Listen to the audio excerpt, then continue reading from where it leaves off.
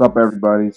My NXT show was last night, and I gotta say, it was quite incredible. So I'm just gonna recap the whole show for you guys real fast. It happened last night. Show started around 7:30. So I went with one of my friends, TC from high school. I haven't seen him in a couple of years, and it was nice seeing him. So I got to the queue line around like 5:45 ish, close to 6 o'clock. Me and TC waited in line for about 45 minutes until the doors opened. The doors opened around 6:30, 6:45 ish, and the show started at 7:30. Pretty much close, not on the dot, but it started at 7:30. Just some quick thoughts about the setup that they had. They've had I've seen them at the Arnold Classic and like their other live show events. They'll have a stage where they'll have to walk off the stage to the side and then walk back to the middle of the arena because they have to walk down steps. That kind of got annoying and weird after a while, but like again, there's nothing they could really do about that. And also at Stage AE in Pittsburgh, the lighting was also very iffy. Um, it was lit enough so you could see everything, but you needed the flash on your phone if you wanted to get like a decent picture, because the lighting was just really dim. I gotta say, just the whole building. I guess the ring itself had like a decent amount of light on it, but like not enough that you think, or a Monday Night Raw, you think that there'd be a lot more light, but there wasn't. But I got a couple cool pictures and videos, and hopefully I'll put those at the end of this video if I can. You guys can follow me on Twitter, follow me on Snapchat, because actually they're on my Snapchat story for today. So if you do have Snapchat, you can see them. But yeah, that's about it for like the opening stuff. So yeah, show started at 7:30, and William Regal came out first, and everybody was chanting for him. But obviously it was for the Dusty Rhodes 10-bell salute. And I just want to speak on Dusty Rhodes real fast. Like that news kind of shocked me yesterday too.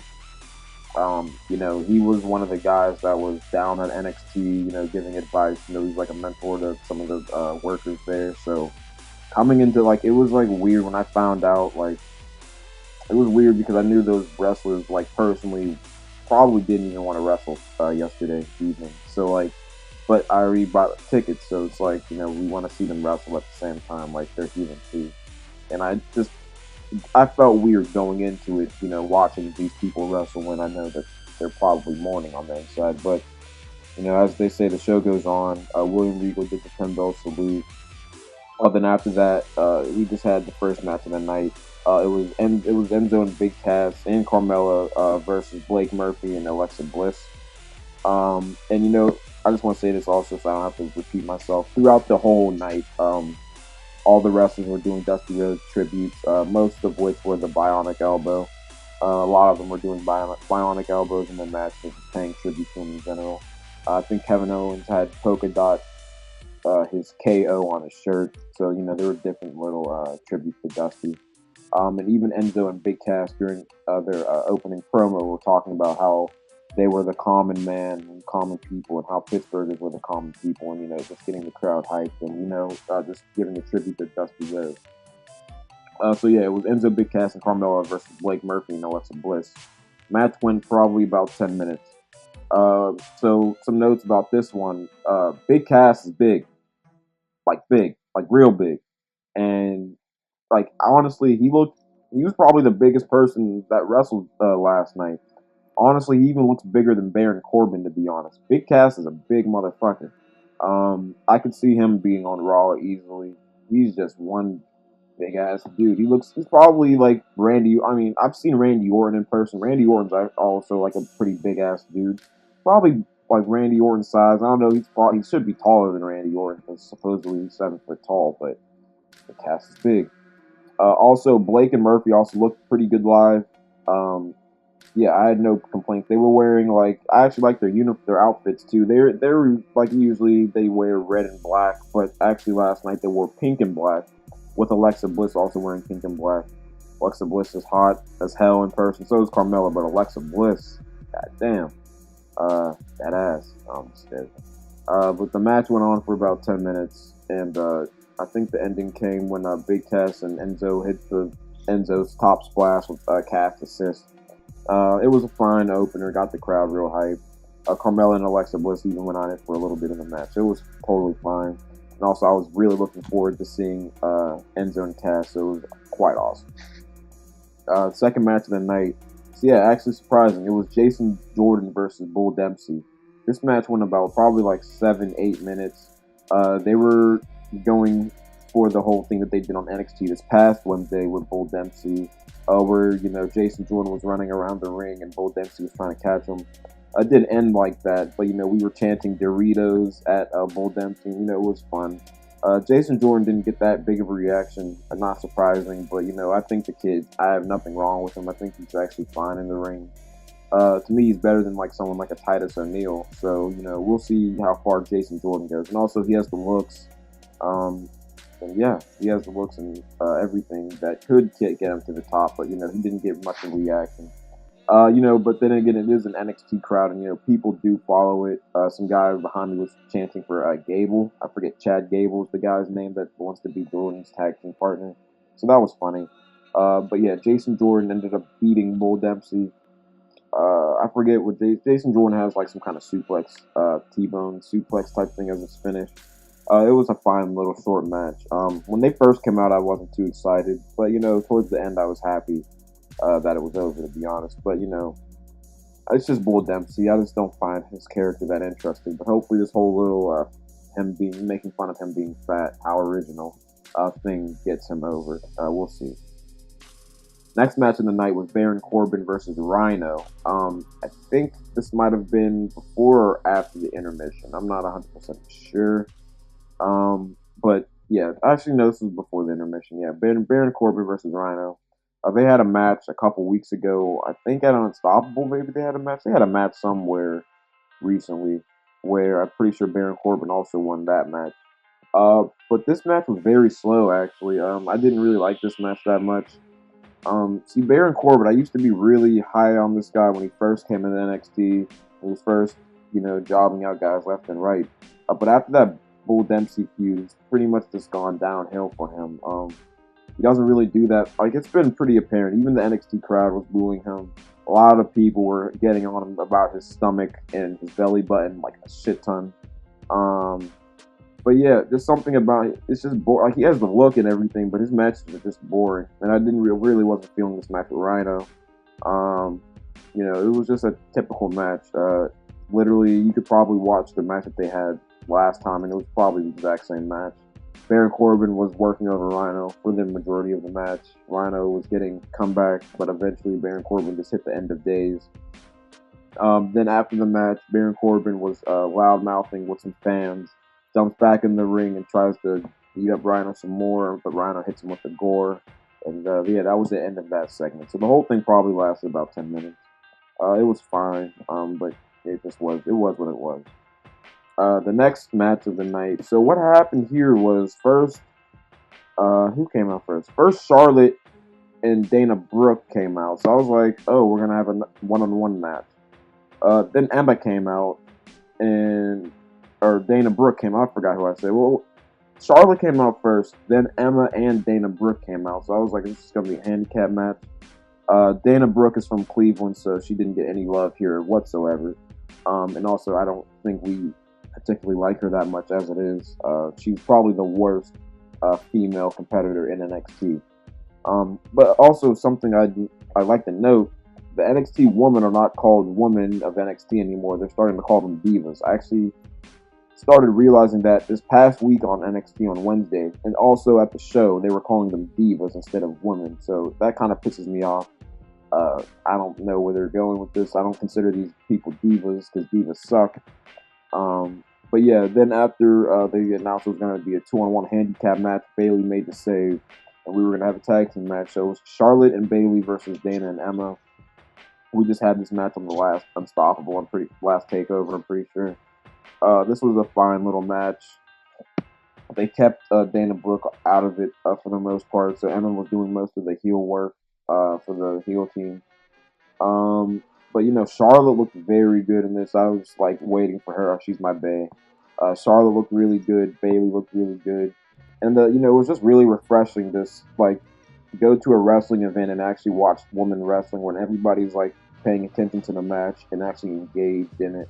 Actually, like Charlotte, Bailey, and Emma actually got pretty good pop when they all three came out. Dana Brooke got boos, but that was for multiple reasons. Of course, again, she's from Cleveland. We don't like Clevelanders.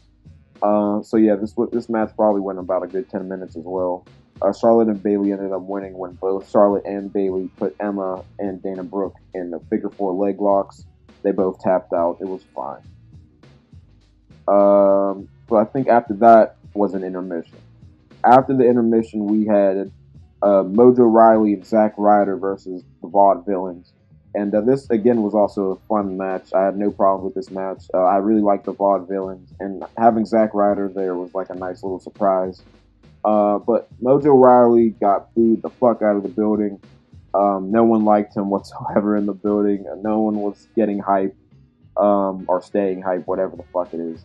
But, it was fine little match. It was not fine little match. It was a fun match. The ending came when I'm pretty sure they did this. Mojo Rawley and Zack Ryder did this on NXT. Mojo throws Zack Ryder up into the air to hit like a big, like a super lit Rough Rider. I guess that's his finish. But yeah, Mojo Rawley actually there was like a "Let's Go Mojo sucks" chant, which I found very curious. People weren't quiet when this guy came out whatsoever. They were heckling the fuck out of him, but there was a "Let's Go Mojo sucks" chant. So like they say, as long as they're not sitting on their hands, they should be happy. And so this guy might have a future because everybody had an opinion on him in the building. It seemed like, and everybody was really loud. Everybody loved the Vaudevillains. I still love them. They were the shit. Zack Ryder was also great as usual. So that match went probably again around. A lot of these matches went around 10 minutes. So yeah, that match also went around 10 minutes. Now I'd say there were two main events. They both went back to back. So this match started at 9 o'clock. Sasha Banks versus Becky Lynch for the NXT Women's Championship. Sasha Banks beat Becky Lynch, obviously, but this match went really long. I felt it was about a 15-minute match. It wasn't better than their match that they had at Unstoppable, but at the same time, it was very good. When I heard that these two, when they both came out, I told my friend TC, who hasn't ever watched any NXT, I told him like this match was going to be the shit, and it was. And again, it's just so damn refreshing to watch good female wrestling with the crowd engaged, not chanting bullshit chants, and disrespectful chants and whatnot. And this match was the shit. Ending came when Sasha Banks hit the big statement on Becky Lynch. And then again, after the match, Sasha Banks and Becky Lynch did the four thing, which includes those two. I think Charlotte and Bailey are in their little four horsemen alliance type thing in NXT. So Sasha walks out, and the crowd gave Becky Lynch another ovation like they did at Unstoppable when we started singing her theme song as well. So it was a fun little moment. Probably, I don't know if I want to call that the match of the night. It could be considered the match of the night, though. The main event, however, first off, Tyler Breeze comes to the ring, then Samoa Joe. So I'm figuring, okay, this is going to be a triple threat match, because I knew Finn Balor was going to be there. So then Finn Balor does come out, so I'm like, alright, I'm really pumped. It's going to be a fucking triple threat match. Fucking Tyler Breeze, Samoa Joe, Finn Balor, yes. Kevin Owens' song hits, the crowd erupts. It's going to be a fatal four-way for the NXT Championship. And all four guys got really big pops, by the way. Kevin Owens and Samoa Joe got the biggest pops out of the four, but Tyler Breeze and Finn Balor also got pops, obviously. This match was the shit. As soon as it opened up, pretty much we were chanting, everybody clap, clap, clap, clap, clap, because we were just all marking out for it. I was in the general admission section of the event, so there were people standing up for like the ending. The last 5 minutes of the match I could barely see because these people were fucking standing up, and it was pissing me off because they have seats, and that's why they have seats, so they can sit the fuck down. The whole general admissions was chanting for these people to sit the fuck down in front of us, because literally everybody else that had seats was sitting, but the people in front of the general admissions people, so that pissed us off. But the ending, this match was the shit. Like, there was so much trolling going on. Kevin Owens hit a 5-knuckle shuffle. He actually did the whole 5-knuckle shuffle sequence, the 2 shoulder blocks, the missed arm thing, and then he actually did the 5-knuckle shuffle, which was pretty fucking entertaining. they got a chant going. What was it? It was like, don't you guys know the scene how that people chant Cena sucks during his theme song? John Cena sucks. Well, during that Fatal 4 match, they were chanting "Fido and Spike," so that was pretty entertaining. But the ending came pretty damn sure. Alright, Finn Balor hit the coup de grace on somebody. Then Samoa Joe, I'm pretty sure, hit the muscle buster on Finn Balor. Tyler Breeze and came into the ring and hit his finish, that little beauty shot, I think it's called, his little spinning heel kick on Samoa Joe. And then Kevin Owens comes in and does his pop-up powerbomb to Tyler Breeze, gets the pin, keeps his title. Great way to end the fucking show. Like, literally, it was just an amazing, amazing way to end the show. So yeah, the last two matches were actually very fucking good. And overall, this might be one of the greatest live events that I went to for WWE and ever. Like, I can't really think of anything that might top this. I know I've seen matches live in person that I've thought were better than matches on this card, but as a whole, I don't think there's anything that tops this. Really, the atmosphere of it was amazing. There were like no little. I mean, there were kids there, but it was literally all adults, which was very refreshing and very nice, like a mature type audience. And yeah, everybody there was like a hardcore wrestling fan. It was the shit. If NXT ever comes to your city, I recommend you to go. You'll have a phenomenal time. Better than Raw, SmackDown, anything. And yeah, obviously, if you're not watching on the network, you need to start watching. So yeah, guys, that's NXT and Pittsburgh review. Hopefully they come back soon. The show was amazing. And yeah, that's it, guys. Hopefully I'll put some of the pictures and stuff at the end of this video. If not, follow me on Twitter and follow me on Snapchat. So yeah, guys, I'll talk to you guys for probably the Money in the Bank review. I'll see you guys then.